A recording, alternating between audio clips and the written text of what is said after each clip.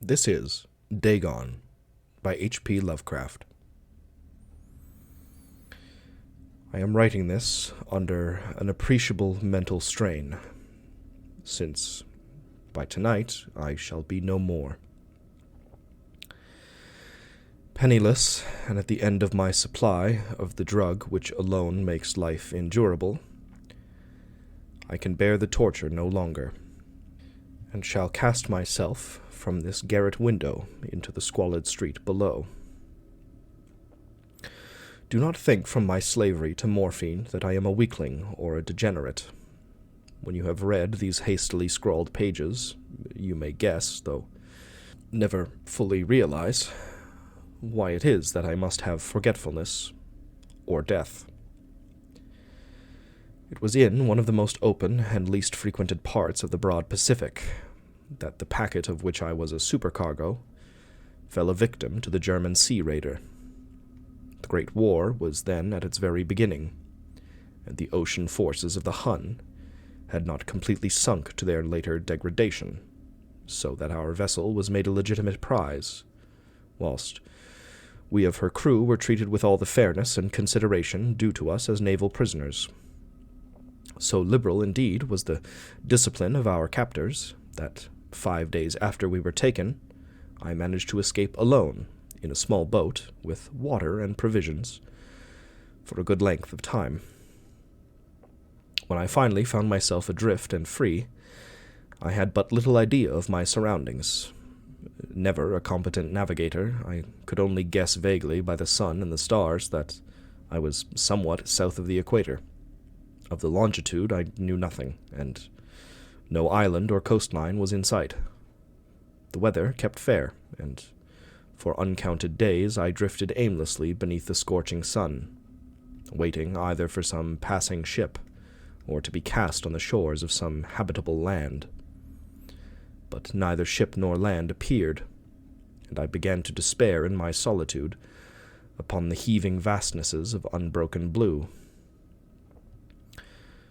The change happened whilst I slept. Its details I shall never know, for my slumber, though troubled and dream-infested, was continuous.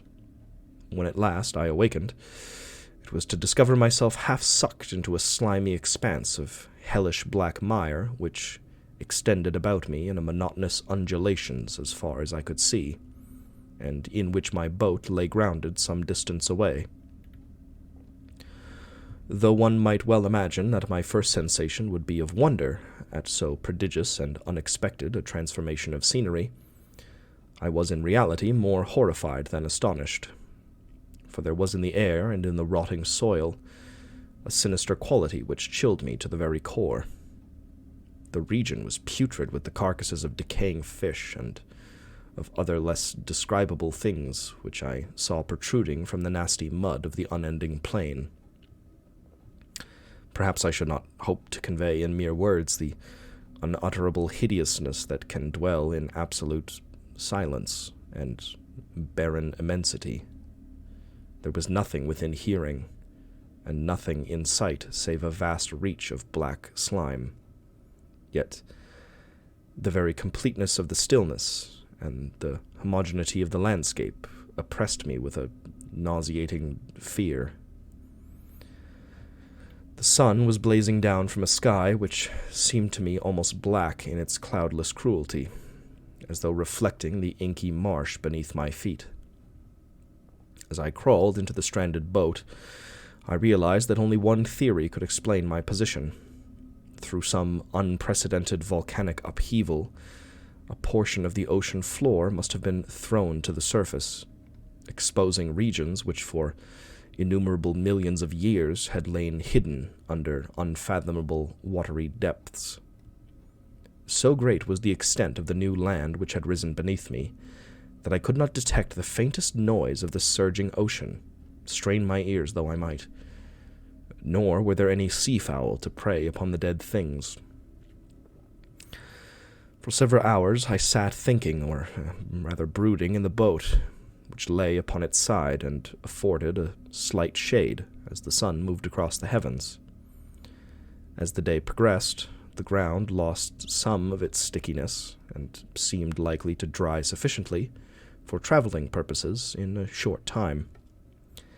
That night I slept but little, and the next day I made for myself a pack containing food and water, preparatory to an overland journey in search of the vanished sea and possible rescue. On the third morning I found the soil dry enough to walk upon with ease. The odor of the fish was maddening, but I was too much concerned with graver things to mind so slight of an evil, and set out boldly for an unknown goal. All day I forged steadily westward, guided by a faraway hummock which rose higher than any other elevation on the rolling desert. That night I encamped, and on the following day still traveled towards the hummock, though that object seemed scarcely nearer than when I had first espied it.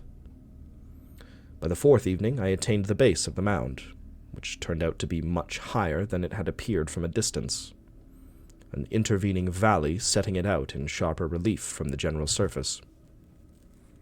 Too weary to ascend, I slept in the shadow of the hill.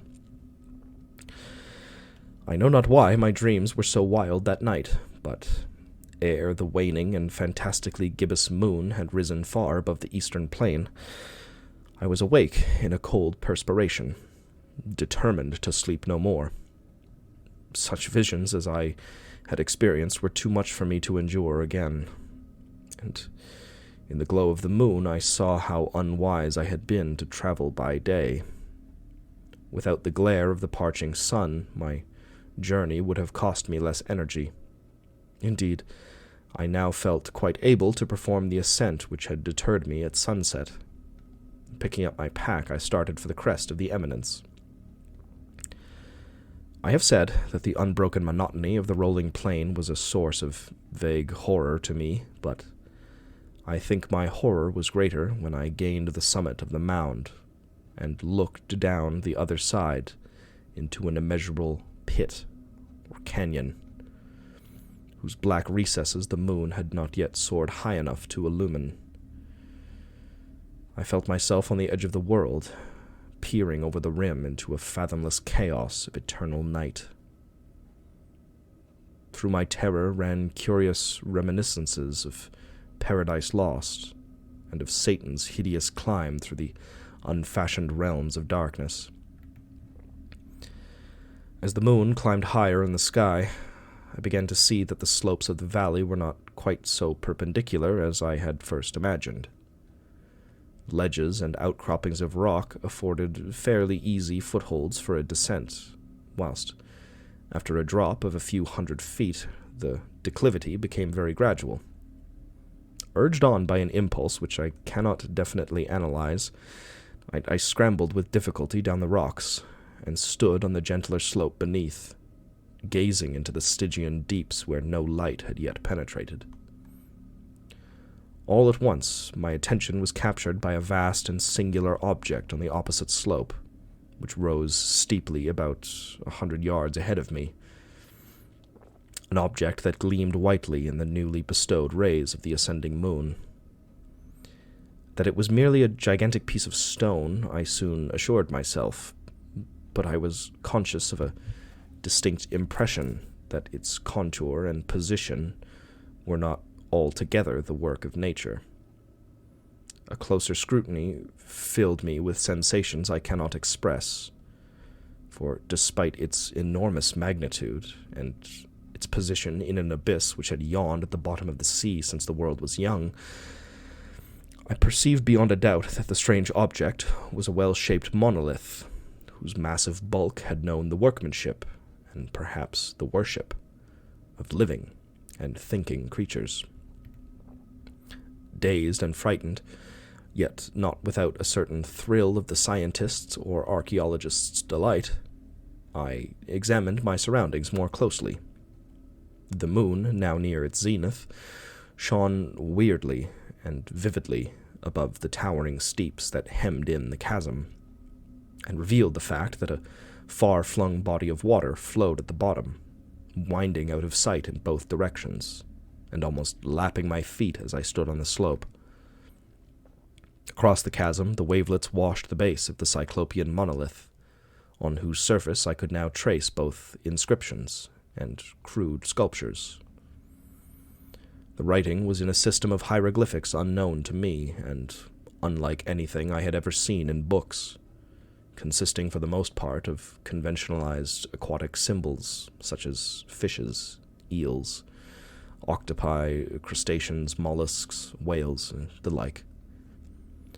Several characters obviously represented marine things which are unknown to the modern world, but whose decomposing forms I had observed on the ocean-risen plain.